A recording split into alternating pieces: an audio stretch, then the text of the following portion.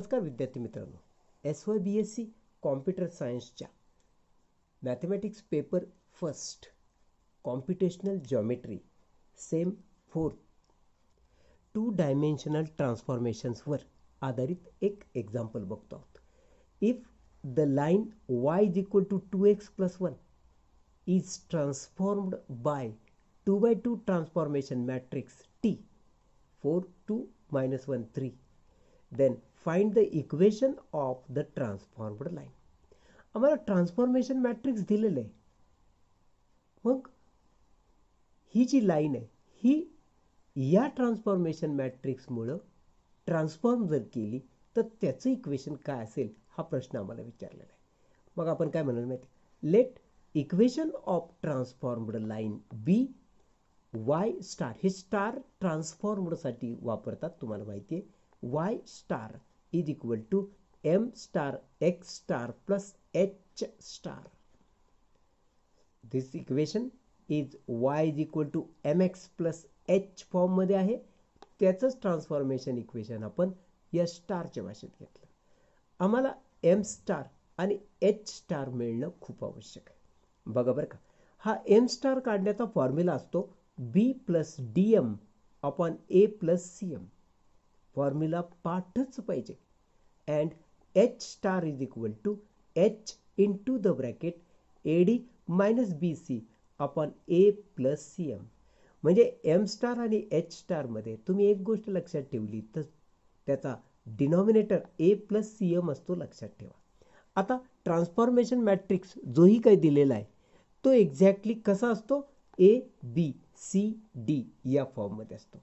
म्हणजे ए ची किंमत 4, बी ची किंमत 2, सी ची किंमत -1 आणि डी ची किंमत 3. थोडक्यात याच्याशी कम्पेअर करून आपण ए बी सी डीच्या किमती लिहिल्या, ज्या आम्हाला या इथं वापरायच्या आहेत.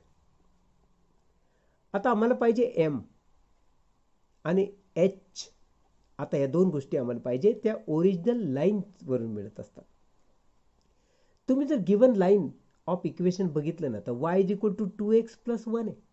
यामध्ये हा जो 2 आहे ती एम ची किंमत असते, कारण याची कंपॅरिझन, या इक्वेशनची कंपॅरिझन तुम्ही y is equal to M x plus h या इक्वेशनशी करत असता.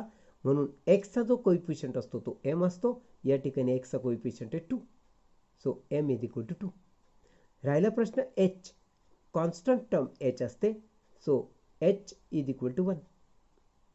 जेव्हा given equation y is equal to M x plus h या फॉर्ममध्ये असतं, समजा ते इक्वेशन नसेल तर या फॉर्ममध्ये तुम्ही पहिल्यांदा गिवन इक्वेशन आणून घ्यायचं असतं आणि नंतर ही comparison Y is equal to M x plus एचशी करून एम आणि एचच्या किमती काढायच्या. थोडक्यात सांगायचं तर एम स्टार काढण्यासाठी जो फॉर्म्युला आहे बी प्लस डी एम आणि ए प्लस सी एम, यापैकी सगळ्या किमती तुला माहिती आहेत. बी ची किंमत आहे 2 प्लस डी ची किंमत आहे 3 इंटू एम ची किंमत आहे 2 अपॉन ए ची किंमत आहे 4 प्लस सी ची किंमत आहे -1 आणि एम ची किंमत आहे 2. अशा रीतीनं एम स्टार तुला मिळणार. 2 हा गुणाकार 6, हा 4 हा गुणाकार -2.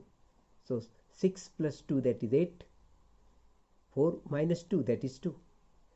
8 divided by 2 will give you 4. So M star मिळाला 4. सिमिलरली आपण H स्टार काढणार आहोत.